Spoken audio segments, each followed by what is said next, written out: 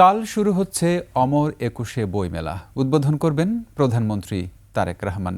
এরই মধ্যে প্রায় শেষ হয়েছে সব প্রস্তুতি। এবার বইমেলায় অনাকাঙ্ক্ষিত ঘটনার আশঙ্কা নেই বলে জানিয়েছেন ঢাকা মেট্রোপলিটন পুলিশের অতিরিক্ত police commissioner Mohammad Sarwar. Press ব্রিফিংয়ে কথা জানান তিনি। যে কোনো পরিস্থিতি মোকাবেলায় প্রস্তুত আইনশৃঙ্খলা বাহিনী। বিস্তারিত সুমাইয়া খানের রিপোর্টে। কালার এক্সপার্ট ডার্ক স্যাপ এবং মাইল্ড অন হ্যান্ডস টেকনোলজি সমৃদ্ধ অরিক্স অ্যাডভান্স ডিটারজেন্ট পাউডার আপনার লন্ড্রি এক্সপার্ট। মাসব্যাপী বইমেলাকে ঘিরে চলছে শেষ মুহূর্তের তোড়জোড়। শেষ দিনের প্রস্তুতিতে স্টলগুলোতে চলছে বই সাজানোর কাজ। আলোকসজ্জা, মঞ্চ প্রস্তুত ও সৌন্দর্য বর্ধনের কাজ প্রায় শেষ।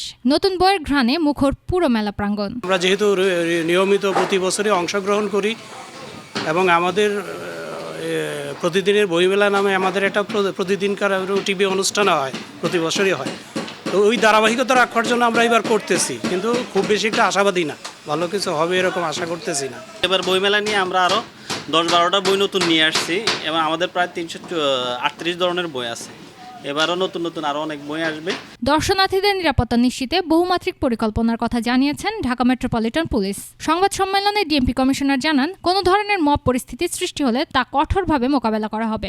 রাতে ঊর্ধ্বতন কর্মকর্তাগণ উপস্থিত থেকে নিরাপত্তা ব্যবস্থা তদারকি করবেন। বইমেলার সার্বিক নিরাপত্তায় থাকবে পর্যাপ্ত সংখ্যক পুলিশ সদস্য। প্রায় 300 ক্যামেরার মাধ্যমে মেলার ভিতরে এবং চারপাশে সার্বক্ষণিক পর্যবেক্ষণ করা হবে। যানজট নিয়ন্ত্রণে নেওয়া হয়েছে বিশেষ ট্রাফিক ব্যবস্থা। মাজার রোড, হাকিম চত্বর, দোয়েল চত্বর, টিএসসিতে মেলা চলাকালে যানজট কমাতে ড্রাইভেশন চলবে। সুমাইয়া খান, একুশে টেলিভিশন, ঢাকা।